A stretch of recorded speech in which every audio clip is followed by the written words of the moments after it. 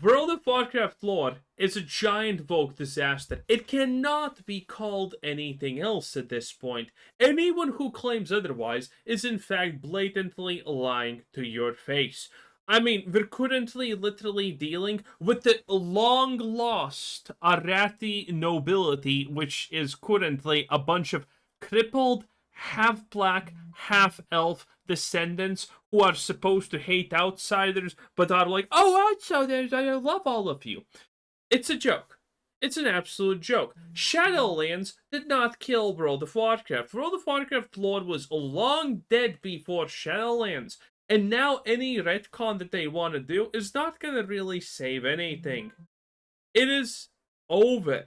World of Warcraft needs a complete reset to be savable at this point. Chris Metzen? Yo, they brought back Chris Metzen. Yeah, they brought him back, but first they cut off his balls and squished them. That's what happened there. The guy, he even said, "Oh yeah, Shadowlands, great choices, great narrative choices. I'm really proud with the lore team, what they have accomplished so far." That's what he said. Do you think that guy is saving anything in the lore? No, he's gonna make it even worse probably at this point. Long gone the days of heroism, actual good storytelling, and consistency, and at least attempt at being realistic when we're talking about a war between humans and orcs. Shadowlands happened. I'm sorry to remind you it did, but it did. And for many of us, it broke Warcraft's lore, and we've talked about its failures to death. There's no denying that Shadowlands happened, that it's canon, but Blizzard are actually trying to fix that. But how do you deal with a problem like Shadowlands? Do you just ignore it? Do you quietly forget about it? Well, that's one option, but here's another approach. Well, they forgot literally about everything else that has happened in the series, so might as well. Take the bits that did work, and then to run with it. And also to, in a book, retcon some of the most disastrous things. And that's what we're seeing in the game right now. Because patch 11.2 has brought back some of the best, it's quietly forgotten the worst, and when we picked up Chronicle Volume 4 and did a little bit of reading, we've even seen a few things be retconned. But going in-game, we see Ven'ari is back. She's seamlessly picked up from where she left off. It's pretty slick. The brokers have been given an origin that disconnects them from... I, by the way, love this storytelling. It's absolute peak fucking garbage dumpster fire, okay? So, you have her that now has braids for some reason, because obviously, I mean, and any moment now she's gonna turn black, I swear. Anyway, despite that, you got these people just doing the most random things. You can't trust this guy. You can't trust her judgment no longer. You definitely can't trust Barefoot Mommy right there. And when it came to these guys, no one asked, wait a minute, who are you again? No one just did that. That's our lore currently. It's a bunch of people who are gonna be fucking tray you at any point, but don't ask questions, okay? Just stick with it, okay? This is going places, they said. Like, how are we supposed to take this fucking seriously? And by the way, that's not even going into the minute details. For example, that this is a remnant of this guy's home, which he actually was somehow magically... Like, the story makes no sense. Listen, this is the condensed version of what happened. These guys got word that the Void is coming to take over their world, and this guy decided he's gonna make like a shield that prevents that from happening, and that shield turned them into these bandaged freaks, and that was the Void's plan.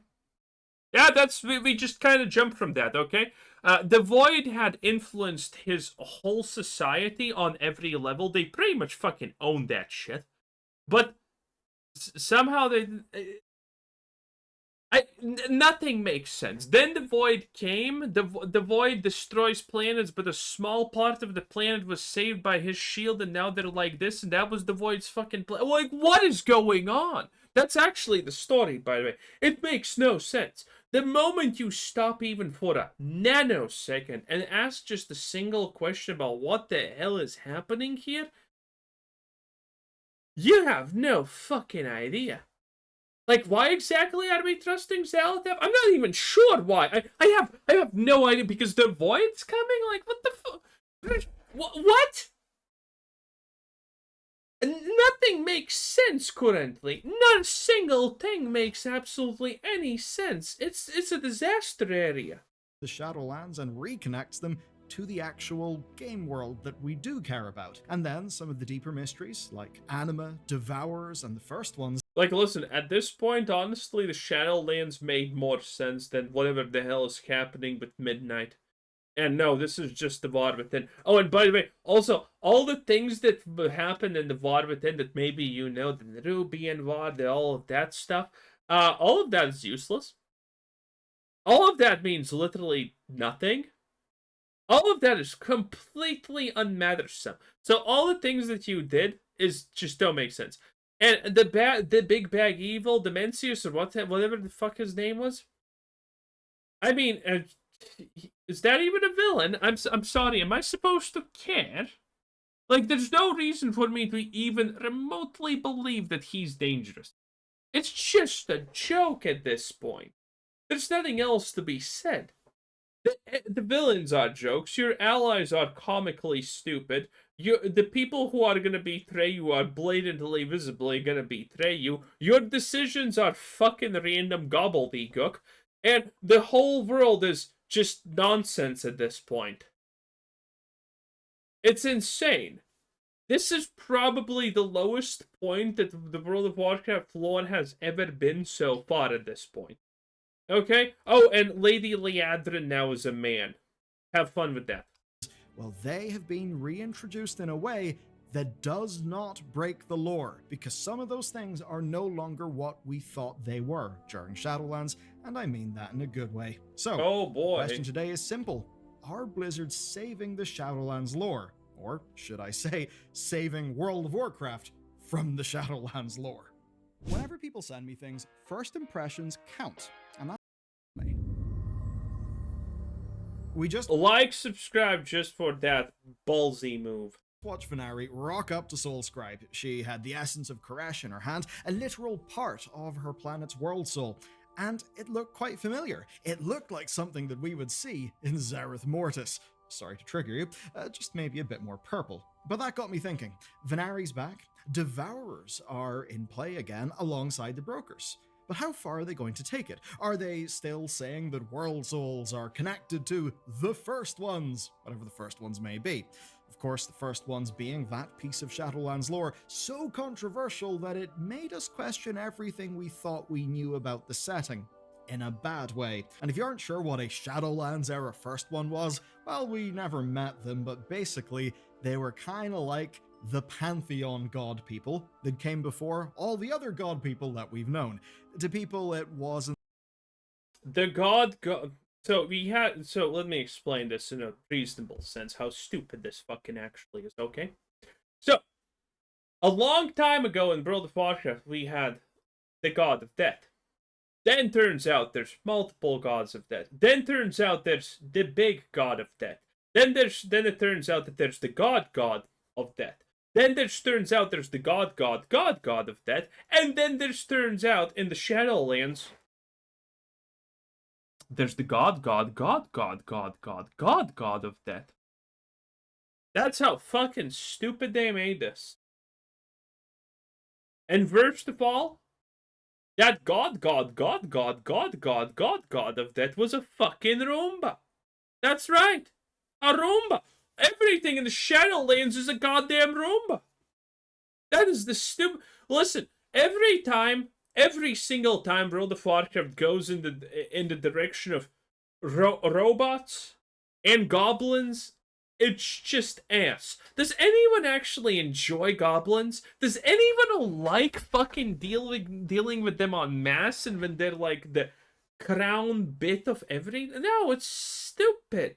That satisfying. Now you could say it's a little bit like, say, you got the first generation of Greek deities, and then the second generation of Greek deities, but it just didn't work in World of Warcraft. Then I went a little bit deep, and that's when I realized something.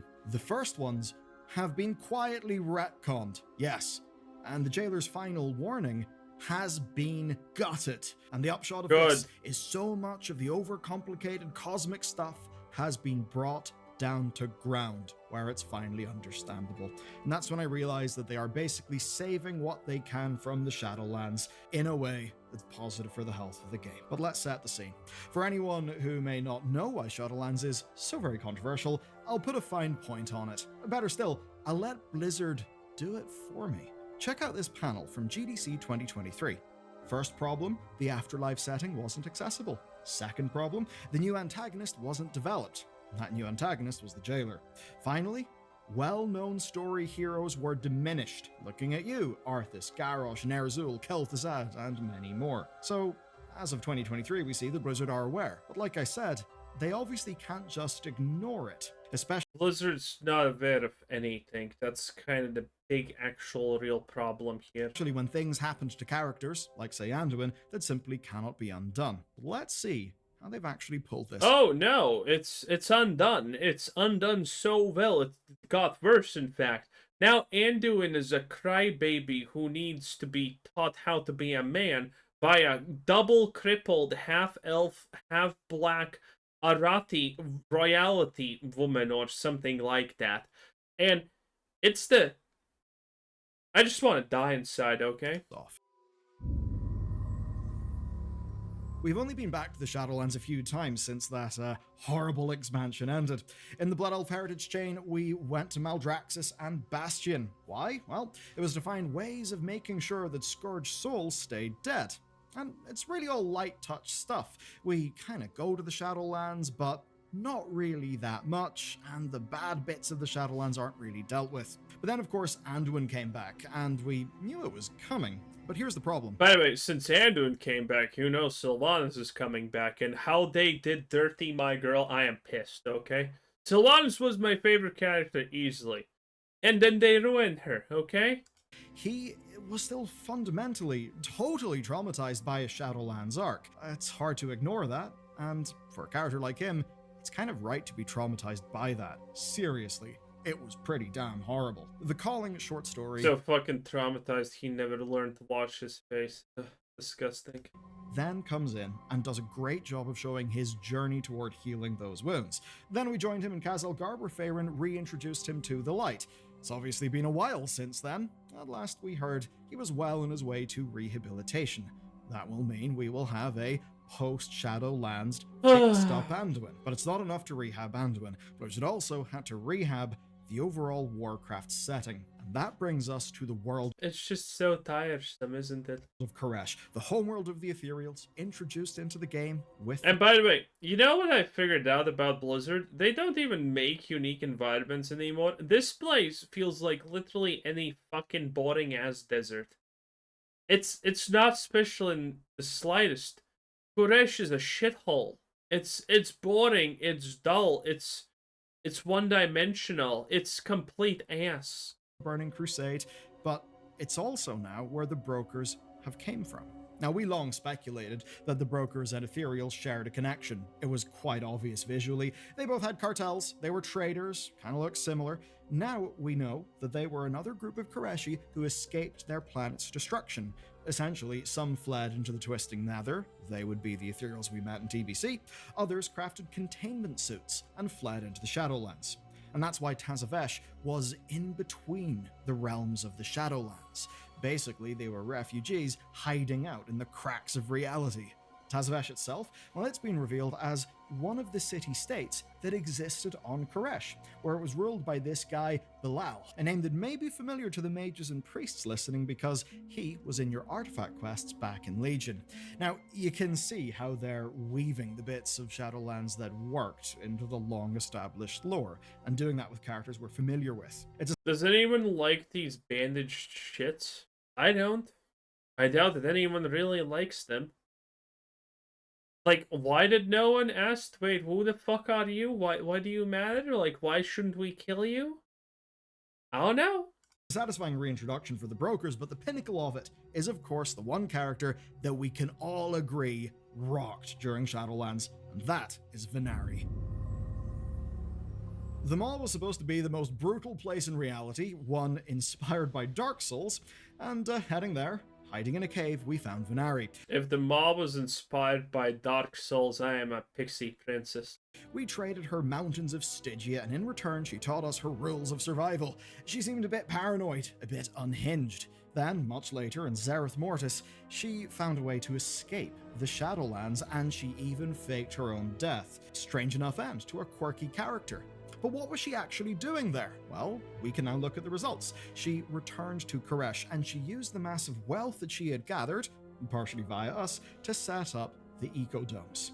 The ultimate one being Aldani. And at the end of that process, well, she brought her world back to life. And when that happens, she explains that the Maw was the closest thing to Koresh that she could find in the universe, and if she could understand it, she could save her world. I don't really know what she means, but whatever, it basically works. No one knows anything that anything means in this game any longer. That's kind of the problem here. And you know how you know you can't trust Baldur? Because I'm assuming this is his character and this is his transmog. I don't even have a transmog. I look like a clown. I'm willing to let that slide.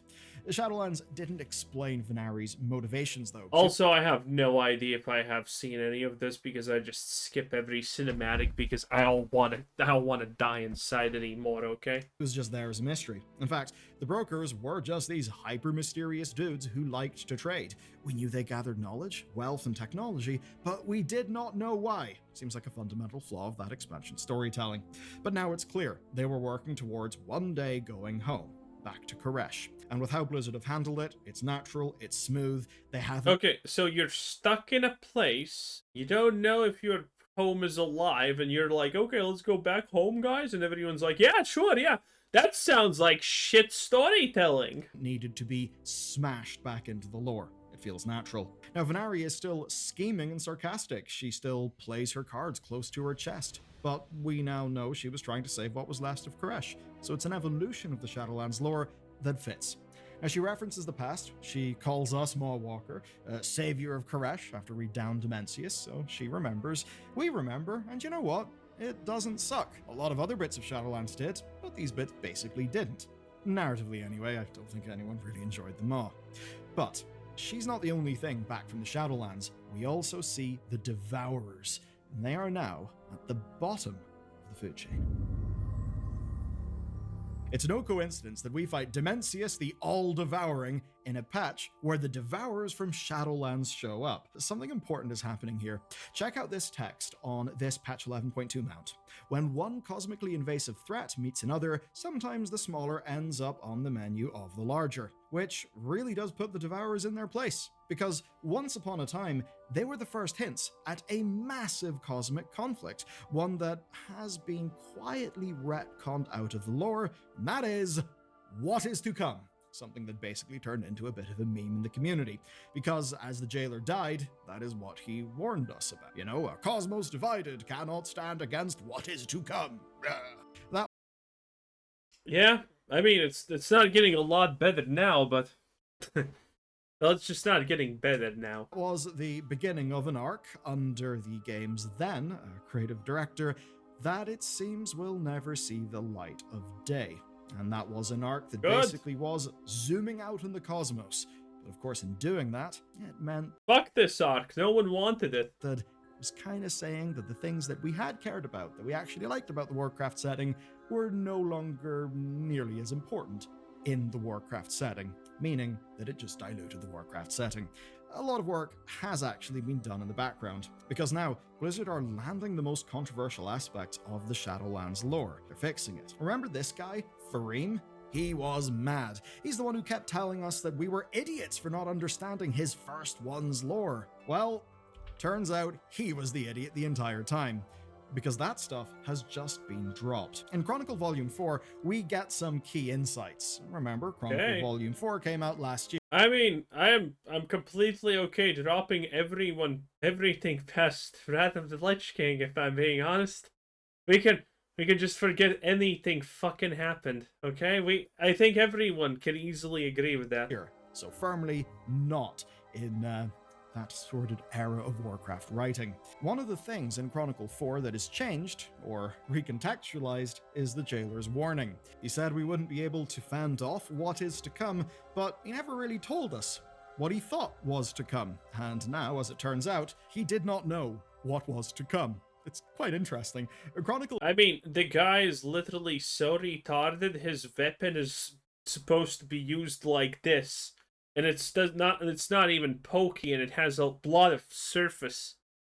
Like, the guy can't even. The guy's too stupid to even design his weapon fucking properly. Of course, this guy had no idea what he's talking about. He's a clown. It's quite interesting.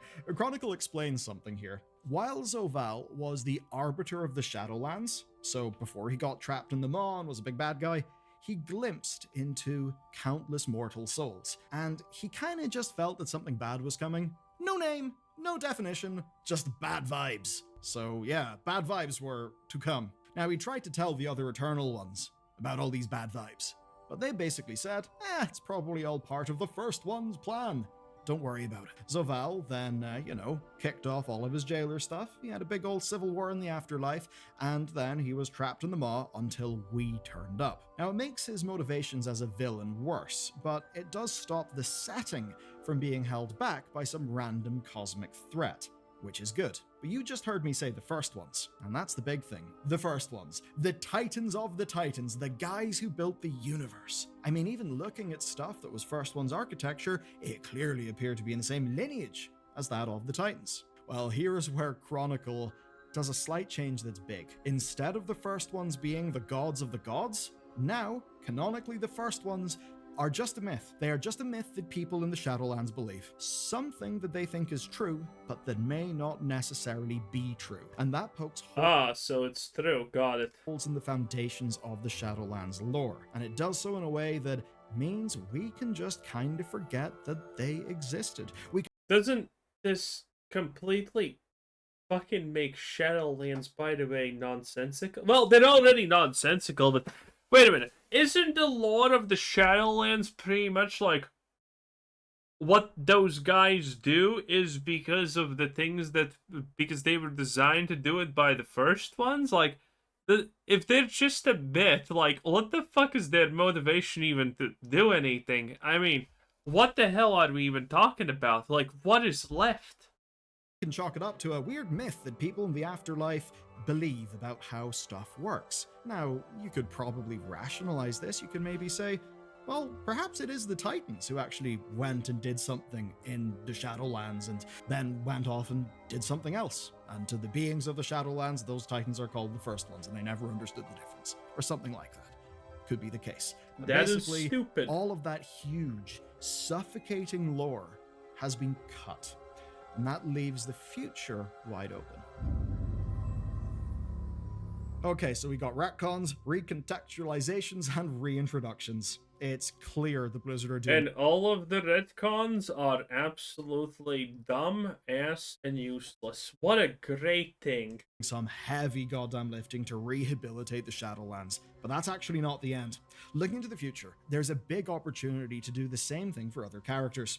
Sargeras is back in The Last Titan. Almost certainly, right? But here's the thing with Sargeras. It was almost certainly a character from the Shadowlands who engineered Sargeras' downfall in the first place. That character is Sire Denathrius, the sire of the Dreadlords. The Dreadlords being the group who basically psyoped Sargeras into turning into, well, Sargeras, the bad guy that we know. Of course, Sire Denathrius escaped justice in the end, and he has been sulking about with his Nathrezim ever since. So, if we're going to see a change in Sargeras, we'll have to get to the bottom of why he went over the edge, and that would be a perfect time to reintroduce Denathrius and make him face some consequences. Oh boy, can't wait for that to happen. Well, honestly, at this point, considering the grand trilogy of Bring Back Chris Metzen is completely on fucking fire and autistic. Oh boy. Yeah, it's like, this is never gonna happen. There's already things from the far within that everyone has forgotten about. Oh my god, it's like, where do you even start with this absolute lore? I don't even know. There's 50 million things that are forgotten and nothing's happening with them. There's no solution to this. Just completely delete this lore and start over again, okay? How about the first ones are real and they just, wipe a couple of events, everything again, possibly everything after Wrath of the Lich King, and we try over again. And pandas never existed in the first place. And all of those, by the way, allied races, yeah, all of them got purged. Okay, it is what it is. Oopsie, oopsie doopsie. Xenotypes, what xenotypes? Anyway, that was Billiard, World of Warcraft, 10 out of 10. Bye bye.